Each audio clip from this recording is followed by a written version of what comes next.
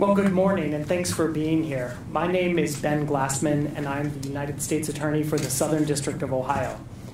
Joining me at the podium this morning are Brian A. Benchkowski, the Assistant Attorney General for the Criminal Division at the Department of Justice, Joanne Chieti, the Principal Deputy Inspector of the Department of Health and Human Services Office of Inspector General, as well as Deputy Inspector General for Investigations, Gary Cantrell, FBI Executive Assistant Director Amy Hess, DEA Assistant Administrator John Martin, Alec Alexander, the Deputy Administrator and Director for the Center for Program Integrity at the Centers for Medicare and Medicaid Services, and 8 of my U.S. Attorney colleagues, Robert M. Duncan of the Eastern District of Kentucky, Russell M. Coleman of the Western District of Kentucky, William J. Powell of the Northern District of West Virginia, Michael B. Stewart of the Southern District of West Virginia, J. Douglas Overby of the Eastern District of Tennessee, Donald Q. Cochran of the Middle District of Tennessee, D. Michael Donovan of the Western District of Tennessee, and J. E. Town of the Northern District of Alabama. We're here this morning to announce the largest prescription opioid law enforcement action ever, the result of a partnership led by the Criminal Division of all of the components that you see before you this morning. Now, Assistant Attorney General Benchkowski will speak right after me, and he's going to give you all of the details of this morning's takedown. But let me emphasize a few points before I yield the podium. If I've said it once, I've said it 1,000 times. The opioid crisis here in Ohio and throughout this region is the public health and safety crisis of our lifetimes. Stopping the unlawful distribution of prescription opioids is one key part of addressing the problem. And prosecuting doctors who act as drug dealers is something that all of our offices have been doing for years now.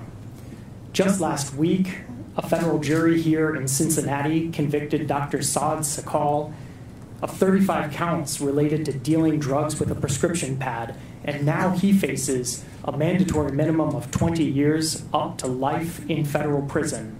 That's one example of the kind of case that we're going to be talking about this morning. And that brings me to my first point. Today's takedown illustrates the kind of impact we can have when so many different components of the Department of Justice work with each other and across agencies, both federal and state. The second thing I want to emphasize about today's takedown is that we are bringing enforcement and treatment closer together today than ever before. Unlike any prescriber takedown that I'm aware of until now, the Department of Justice has worked closely with HHS, the CDC, and our public health partners in each state involved to have plans in place so that when a doctor who has been prescribing opioids is arrested and his customers show up to find the clinic shuttered, public health and safety officials will be on site to get those folks the kind of help and treatment that they need. This innovation, I hope, is going to be a roadmap for the future. Enforcement and treatment are both critical, as of course is prevention, if we're to turn the tide of this opioid crisis. And I believe we can. Now, in terms of the way that this press conference is going to work this morning, after Assistant Attorney General Benchkowski gives you the details of today's events, you'll hear from United States Attorneys Duncan, Overby, and Town, followed by Principal Deputy Inspector Chieti, Executive Assistant Director Hess, and Assistant Administrator Martin. I'll then return to the podium to moderate questions which may be directed to anyone, speaker or not, who is here before you. Brian, I thank you for your leadership. The podium is yours. Thank you, Ben. Good morning, everybody. In 2017, approximately 72,000 Americans lost their lives to drug overdoses. Behind every loss to addiction are families and friends who mourn and communities that suffer. Combating the opioid epidemic is a significant priority for the Trump administration, for the Department of Justice, and for the American people. We're employing every tool at our disposal to address this crisis, and today marks a milestone in that effort. Today we're announcing charges against 60 defendants including 31 doctors, 7 pharmacists, 8 nurse practitioners, and 7 other licensed medical professionals, most of whom are charged with felony controlled substance violations. These cases were brought across 12 judicial districts, including the 9 districts that comprise the Appalachian Regional Prescription Opioid, or ARPO, strike force, as well as the Eastern District of Pennsylvania and the Eastern District of Louisiana. As charged, these cases involve approximately 350,000 opioid prescriptions and more than 32 million pills, the equivalent of a dose of opioids for every man, woman, and child across the states of Ohio, Kentucky, Tennessee, Alabama, and West Virginia combined. In addition to these cases, we're also announcing the expansion of the ARPO strike force into a 10th federal district today, the Western District of Virginia. I emphasize that the charges that we're announcing today are merely allegations, and each defendant is presumed innocent unless and until they are proven guilty beyond a reasonable doubt in a court of law. With that said, it's important to understand how we arrived at today's significant law enforcement action. Over the past decade, seasoned prosecutors from Main Justice and United States Attorney's offices, analysts, and law enforcement agents have remarkable success in fighting healthcare fraud through the Medicare fraud strike forces operating in federal districts throughout the United States. The strike force model is based upon collaboration across government agencies, reliance on data-driven analysis, and the use of traditional law enforcement investigative techniques to quickly move cases from investigation to indictment and to conviction. Last year, the Criminal Division, led by Joe Beamsterboer, who heads our healthcare fraud unit, and Matt Miner, Deputy Assistant Attorney General in my office, proposed a new strike force to address the opioid problem plaguing the Appalachian region. Our recommendation was based in large part on data analysis performed by our analytics team in the Criminal Division in Washington. In 2017 alone, the states involved in today's surge, again, Alabama, Kentucky, Ohio, Tennessee, and West Virginia, reported more than 10,260 drug overdose fatalities. With the full support of then Attorney General Jeff Sessions, who, as Ben said, described the opioid epidemic as the most important domestic law enforcement priority of our time, we quickly reached out to various stakeholders, including those represented on the stage behind me here today. It included state and federal law enforcement partners, HHS, OIG, DEA, and the FBI, along with the United States attorneys who are here with us today, as well as assistance from the state and Medicaid fraud control units. And I can tell you, I could not be prouder to stand shoulder to shoulder with the group of people who are behind me and the people who are in this room today as we attempt to address this problem. The response was overwhelmingly positive. Our agency partners provided resources from far and wide. More than 300 law enforcement agents made today's action possible, with participation from 13 DEA field offices, 11 HHS OIG field offices, and 6 FBI field offices. With the help of all these great partners, including United States Attorneys Donald Cochran in the Middle District of Tennessee and Rob Duncan in the Eastern District of Kentucky, who offered space for the hubs for ARPO to be able to do their work in their districts, we put together a plan for quick execution. And the speed with which our teams move forward has been exemplary. Just 5 months ago, we formally announced the formation of the ARPO strike force, and by December, we began surging some of our most dedicated and experienced prosecutors from around the country, from existing strike forces, into the region to collaborate with local assistant United States attorneys and law enforcement. Recognizing the need to move quickly but cautiously, our teams first employed data analysis to identify the most serious targets for further investigation.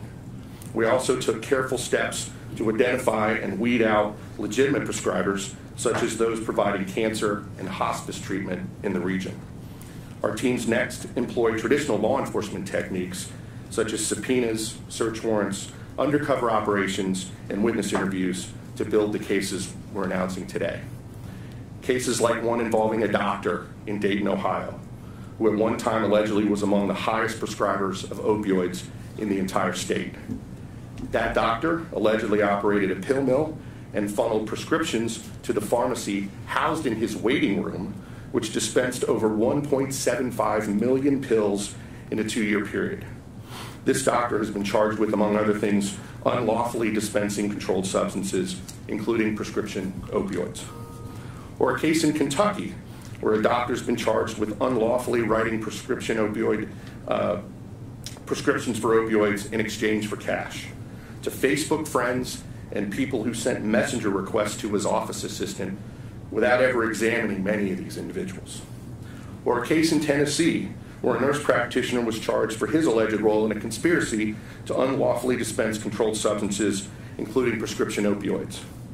The conspiracy is alleged to have involved upwards of 100 patients per day and also included prescribing opioids to pregnant women, cash payments for prescriptions, and the writing of over 10,000 prescriptions for controlled substances, including nearly 1 million opioid pills. As important as these prosecutions are, we know that enforcement alone will not end the crisis. The Trump administration's three-pronged approach to this problem recognizes that prevention and treatment are also key. By removing illegal prescribers and distributors from the system, we're working to prevent the next generation of addicts. We're also focusing on treatment. Let me be clear. If so-called medical professionals behave like drug dealers, the Department of Justice is going to treat them like drug dealers. But when medical professionals violate their oaths, we face new challenges. For that reason, we've partnered with state and federal health professionals to ensure that treatment is made available for anyone who needs it. In connection with today's law enforcement operation, we also put in place a community outreach plan. That plan is designed to ensure that affected patients have continued access to care and are at the same time directed to legitimate medical professionals in the area. Working together, DOJ, HHS through SAMHSA and OIG, CDC, and all 5 state departments of health are deploying federal and state level strategies today to address patient harm and to ensure the continuity of care for affected individuals. This includes resources on the ground at impacted medical offices and hotlines staffed by professionals who are able to direct those in need to the right resources. This information is available in our press release and is being provided to the media as well. I encourage anyone impacted to please reach out for help right away. If we can save one life in connection with this law enforcement operation, that alone will have made it worth the effort. Working in collaboration across government, we are stopping corrupt medical professionals in their tracks, providing services to those in need, and working to prevent the next tragic loss and the next grieving family. Today's takedown represents the single largest prescription opioid law enforcement operation in history, with the highest number of medical professionals ever charged by the department for prescription opioid-related crimes. But as significant as today's announcement is, everyone should know that our work will not end here. We're going to continue to remain focused on this problem that has impacted and claimed far, far too many lives. Finally, let me add, this is truly a team effort. Only through continued cooperation and collaboration will we bring down the number of opioid prescriptions, the number of opioid deaths, and the addiction rate in these affected communities and across the region. I want to thank everyone here today. As I said, I couldn't be prouder to stand shoulder to shoulder with these men and women. I want to thank U.S. Attorney Glassman for hosting us today, as well as the 8 other United States attorneys and law enforcement partners on the stage. And with that, I'll turn it over to Rob Duncan.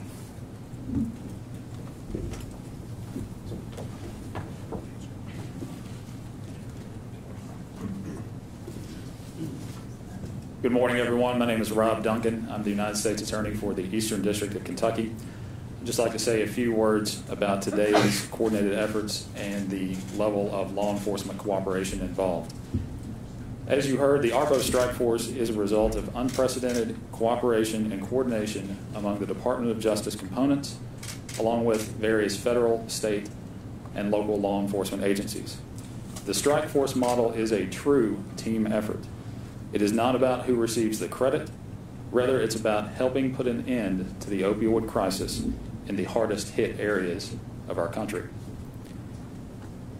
The extraordinary level of cooperation includes coordinated law enforcement activity in 11 judicial districts, participation by 13 DEA field offices, 11 HHS OIG field offices, and 6 FBI field offices, along with participation by 27 federal prosecutors in Kentucky, Ohio, West Virginia, Tennessee, Pennsylvania, and Louisiana.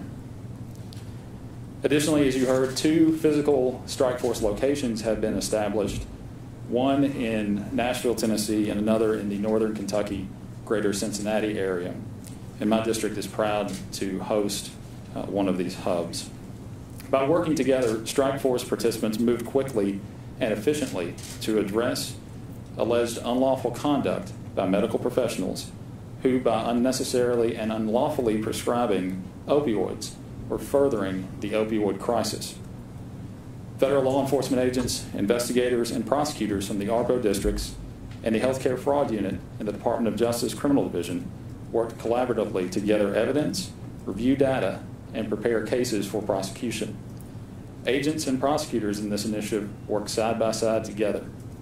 In less than 6 months' time, the work of the strike force culminated with today's takedown and enforcement efforts against 60 individuals charged with various drug distribution and healthcare fraud offenses in the 11 judicial districts. Just this morning, dozens of law enforcement agents from across the 5-state region carried out arrests, served summons, and executed search warrants.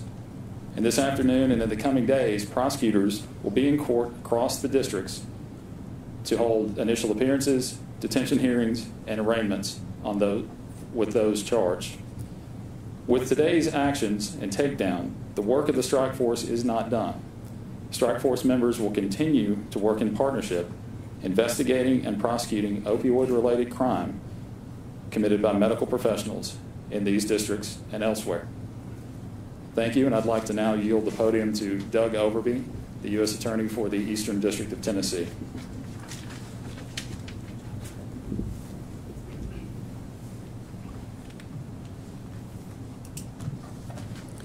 Good morning. My name is Douglas Overby. I'm the United States Attorney for the Eastern District of Tennessee. It is an honor and privilege to be here this morning with Brian and his team from the Healthcare Fraud Unit, my United States Attorney colleagues, our law enforcement partners, the FBI, the DEA, and others, and representatives of HHS, Office of Inspector General. Our Appalachian area has been devastated by abuse of prescription opioids. Our district of East Tennessee, like others in Appalachia and across the nation, have been in this fight for a number of years. Participation in the ARPO strike force, with the resources and coordination it has brought to the battle, has helped our district and others across this 5-state area to coordinate our efforts to identify and prosecute cases more effectively and efficiently.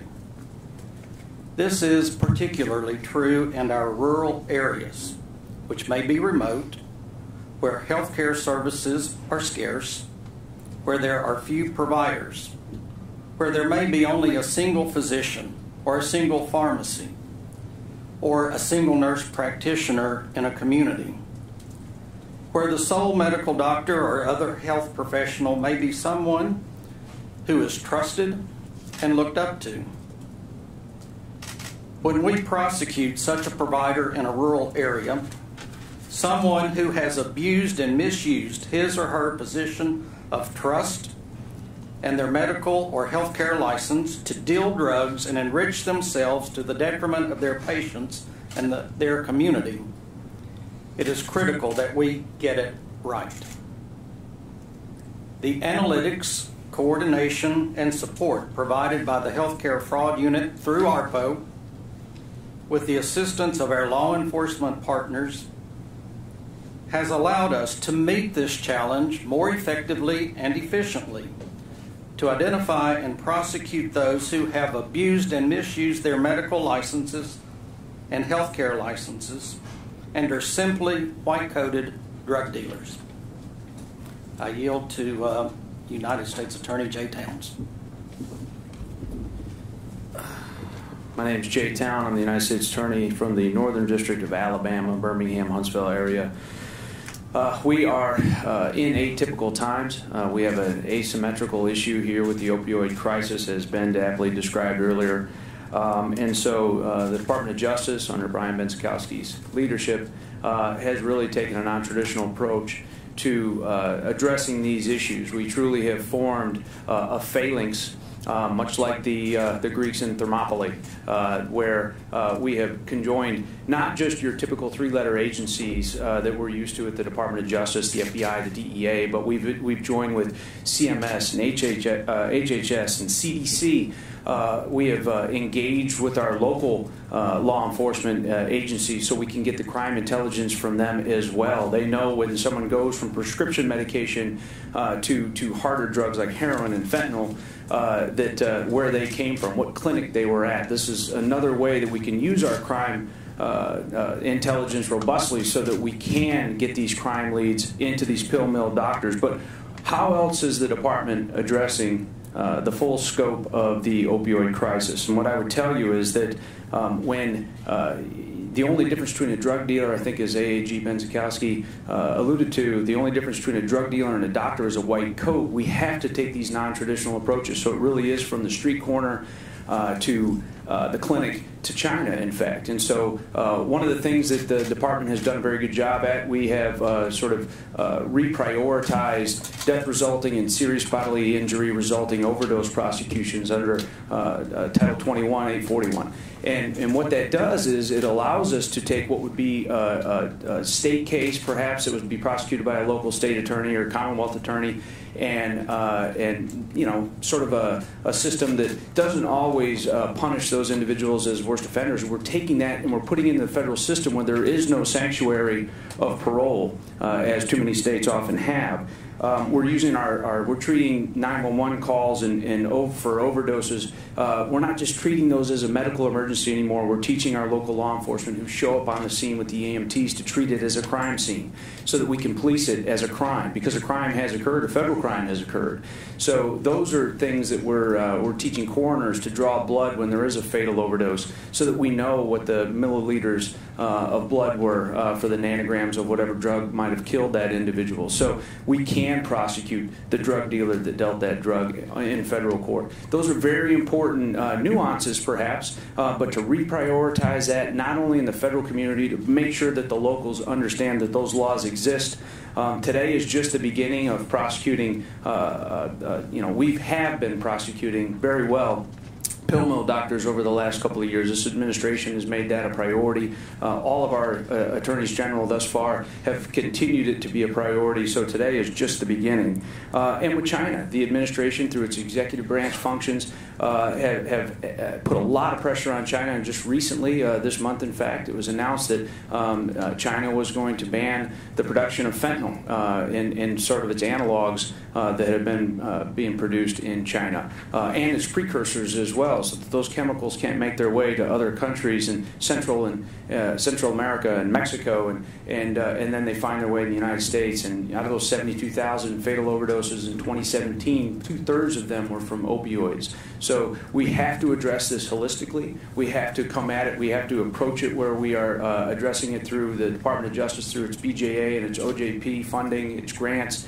has done a lot to offer diversionary courts, mental health treatment, addiction treatment, drug treatment. It's done a number of things to offer training to law enforcement, naloxone, Narcan distributions and administrations. Those are all very important, not only to the life-saving functions of our citizens, but to our law enforcement as well. So we really have, at the Department of Justice, treated this holistically.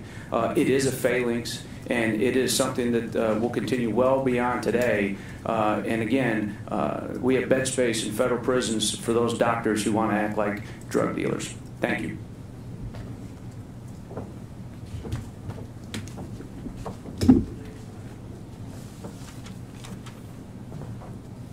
Good morning. First, I'd like to thank those that you don't see today, that are not on the stage, and those are the boots on the ground, our law enforcement officials that put their life on the line every day for the American people. Operations like this could not happen without the incredible teamwork and expertise of all of our partners here, including federal, state, and law enforcement personnel, and the state Medicaid fraud control units. This public health emergency has had a devastating impact with nearly 7,000 deaths and 6,000 beneficiaries at serious risk of opioid misuse and overdose in just 5 states and the Appalachian region.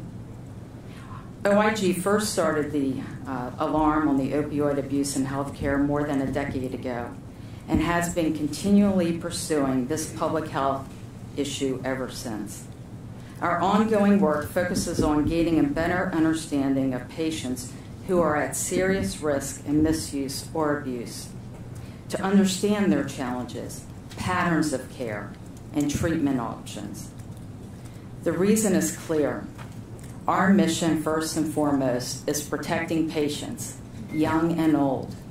Behind every data point, every audit and evaluation, every law enforcement action is an individual that depends on us to do our job. Addressing this crisis and ensuring beneficiaries have continuity of care requires an all-hands-on-deck approach with our partners. We have worked with the Centers for Medicaid and Medicare Services to implement drug management programs which can limit or lock in the number of pharmacies or prescribers that a beneficiary can use to obtain opioid prescriptions. These programs can promote better monitoring and care coordination of certain beneficiaries, promote appropriate use, and decrease misuse and drug diversion, as well as decrease overdose and death. We have partnered with the public health departments to ensure that public health response occurs in conjunction with opioid law enforcement actions. This outreach will help ensure patients are linked with appropriate care with law enforcement activities to avoid in terms of available medical resources. And we've provided tools to our partners, such as the Opioid Analysis Toolkit, to identify at-risk beneficiaries beyond Medicare, and programs like Medicaid and private insurance. In addition, we are issuing a report today analyzing opioid use in Medicare Part D within 5 states of the Appalachian region, including Alabama, Kentucky, Ohio, Tennessee, and West Virginia, in an all-out effort to protect beneficiaries from prescription drug misuse and overdose. Above all, OIG serves the American people, and we strive to protect patients' health and well-being. As today's operation and OIG's ongoing work demonstrates, healthcare fraud is not a victimless crime. We remain committed to working closely with our partners to protect the health and safety of all Americans and ending this terrible and heartbreaking epidemic. Thank you.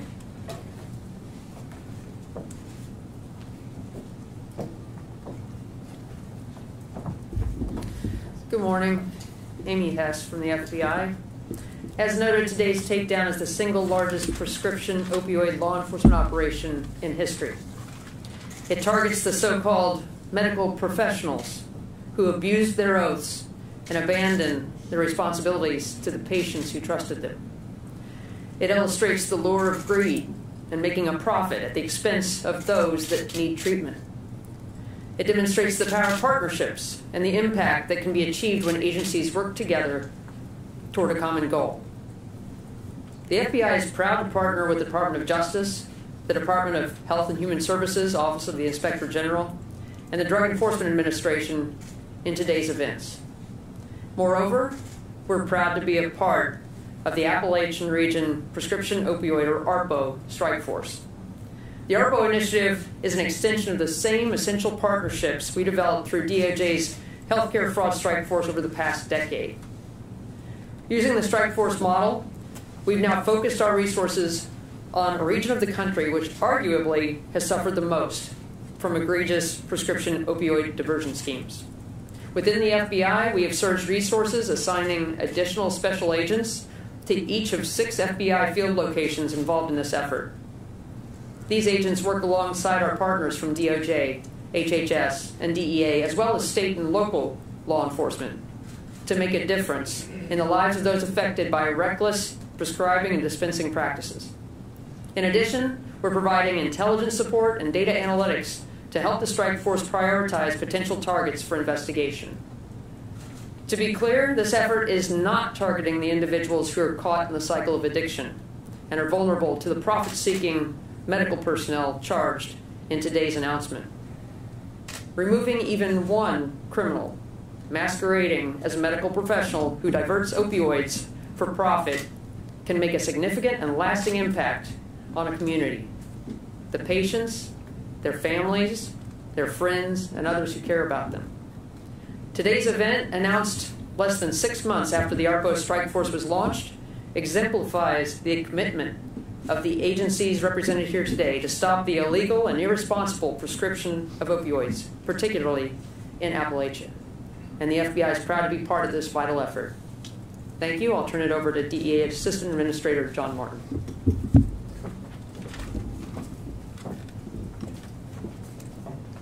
Good morning.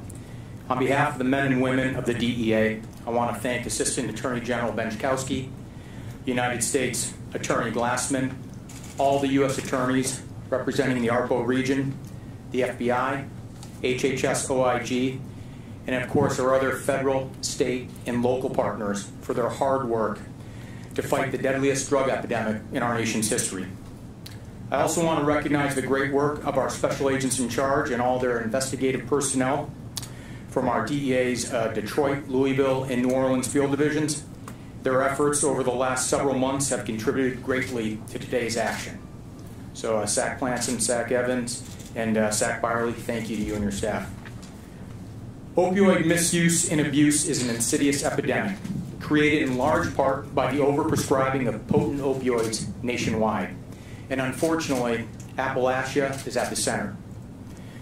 The epidemic has resulted in a new generation of people suffering from the disease of addiction, and DEA has been a part of these frontline efforts and playing a central role. We're using all available means, administrative, civil, and criminal, to ensure that our 1.8 million registrants comply with the law. Since July 2017, DEA has issued 31 immediate suspension orders, 129 orders to show cause, and received 1,386 surrenders for cause for violations of the Controlled Substances Act. Today's announcement builds upon those important statistics and sends a clear message that these investigations involving the diversion of controlled prescription drugs have been and will continue to be a priority for the DEA. The opioid epidemic is complex, and all of us here today agree that effective enforcement is an all hands-on-deck approach. It starts with a recognition that no one agency, federal, state, or local, can solve the problem, and that every agency brings unique assets to the table. The ARPO strike force is the perfect example of interagency cooperation and collaboration.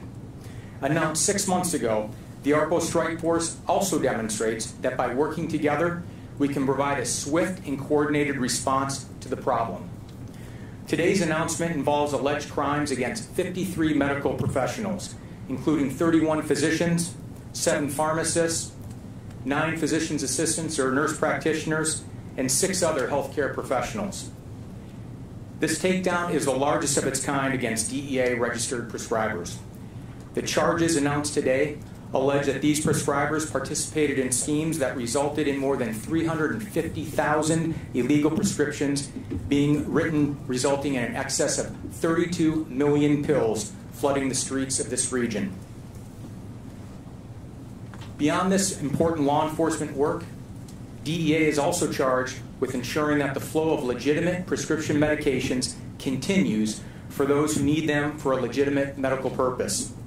In this way, I want to recognize the extensive and unprecedented collaboration with our partners at CDC, SAMHSA, and all 5 state departments of health, who are deploying strategies to ensure continuity of care to patients suffering from opioid use disorder. Today's arrests affect more than 28,000 patients in the region, and all of us here today are committed to ensuring that patient care is not impacted. I want to thank everyone on this stage for allowing the DEA to partner with them on this important work. Thank you.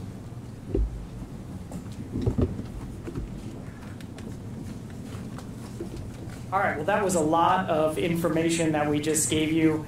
I'm not going to let the opportunity of this audience pass without mentioning, with respect to DEA, that the DEA Take Back Day will next be on April 27th.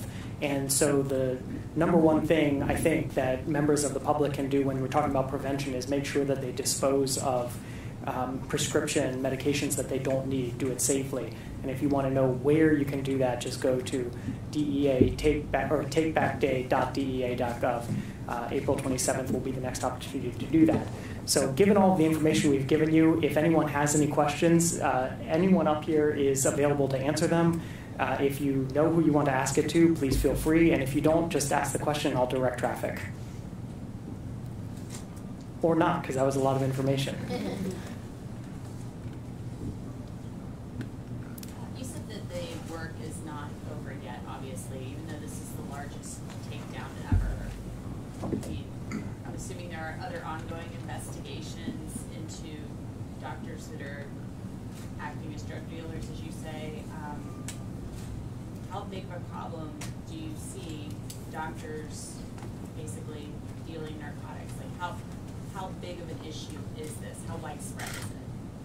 It's a very big problem. That's why it takes the kind of coordinated response led by the criminal division through its healthcare fraud unit and working together with all of these components to try to make the kind of impact that we hope to have today. I don't know if, Brian, if you had additional comments. Just briefly, we're going to follow the evidence wherever it goes in these cases. The data tells us that there's going to be more to come, that this is a very significant problem in the region. I am confident, unfortunately, that today the 60 individuals who will charged will not be the last individuals charged in this region. And I'm sorry if I missed this. As you said, you were giving a lot of information. It's a lot of info. How much is this costing?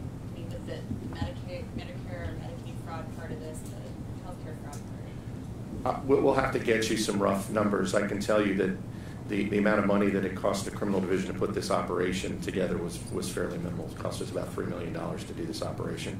The cost as to healthcare fraud, I think, remains to be seen and will have to be quantified down the road. I don't know if HHS...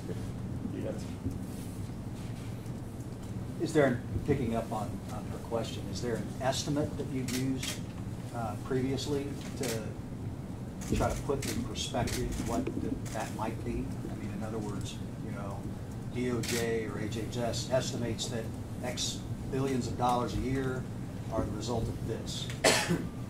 I think it's hard to put a number on it because you've got a combination of factors. You've got the fraud against our federal health care programs. You've got the cost of addiction in these communities, which is almost impossible to measure. And you've got the law enforcement costs associated with investigating and prosecuting these doctors. Well, I can tell you from a cost perspective, our partnership, our healthcare fraud partnership, since several years in existence, has brought back in today's dollars $4 for every dollar you invest in us. We bring back $4. The reason why it's hard to provide a number of what this is costing the federal government, I don't think there's any amount of money that would stop us from getting drug dealers with white coats off the street. You start with opioids, prescription drugs. Some people move on to fentanyl and heroin.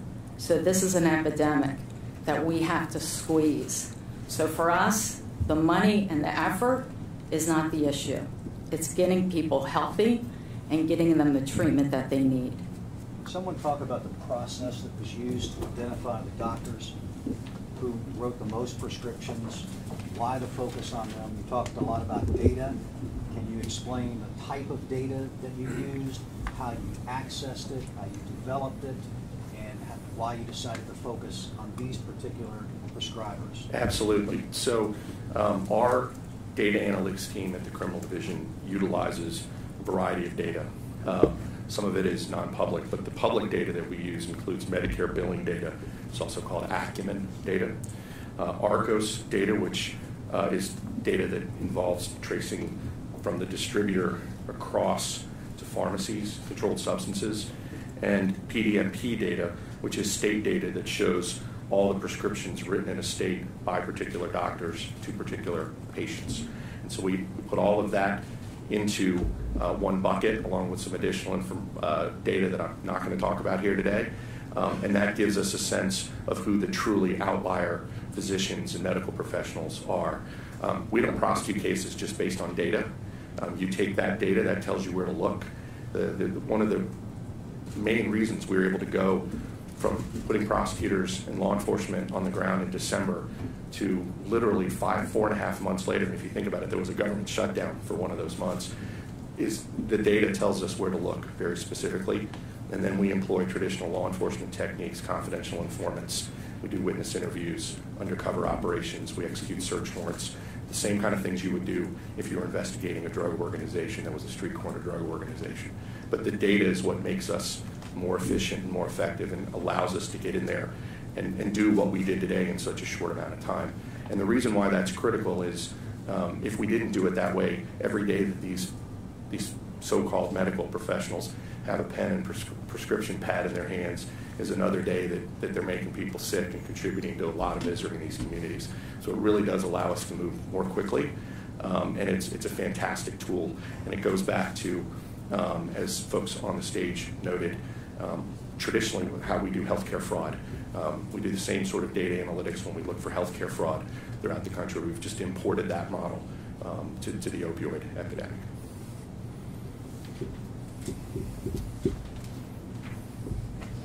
I was years ago covering pill mills in Florida, Kentucky, Southern Ohio, and I know a lot's been done. Are they operating differently today than they have been in the past? It's just, I know a lot's been done, and they're still doing it. Is it the same problem, or are they using different means? I think the behavior looks largely the same. They operate in this region oftentimes in rural areas where there's not a lot of attention being paid to the conduct.